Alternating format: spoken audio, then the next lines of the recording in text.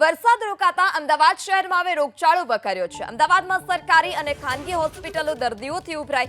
ખાનગી હોસ્પિટલમાં ડેન્ગ્યુ અને ચિકનગુનિયાના કેસમાં વધારો જોવા મળ્યો। ખાનગી હોસ્પિટલમાં સામાન્ય કરતા દર્દીઓના કેસમાં 10%નો વધારો। બાળકો વૃદ્ધોને તાવ આવે તો હળવાશથી ન લેવા પણ તબીબોએ સલાહ આપી। દરેક પ્રકારના પેશન્ટ જોવા મળે છે। ડેન્ગ્યુ જોઈએ છે, ચિકનગુનિયા પણ જોઈએ છે અને મેલેરિયા પણ જોઈએ છે। મેલેરિયામાં એક્સપેક્શિયલી વાઇવેક્સ મેલેરિયા થાય છે।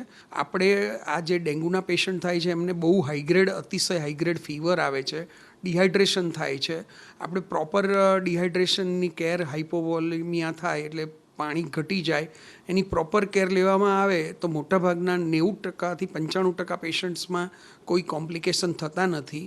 આમ ઓવરઓલ ઇન્ફેક્શન રેટ વધારે હોય પણ આઉટ ઓફ ધારો કે 100% પેશન્ટ્સને ડેન્ગ્યુ થયેલો છે તો એમાંથી લગભગ 10% પેશન્ટને હોસ્પિટલમાં એડમિટ થવાની જરૂર પડી શકે ખરી। એટલે મોસ્કિટો કરડે નહીં એવું કરો।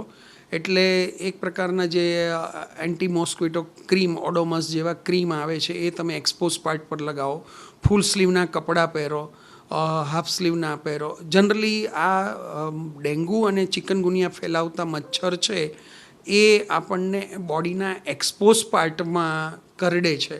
એટલે આપણે એ ધ્યાન રાખવું જોઈએ કે આપણને આ મોસ્કિટો બાઇટ ના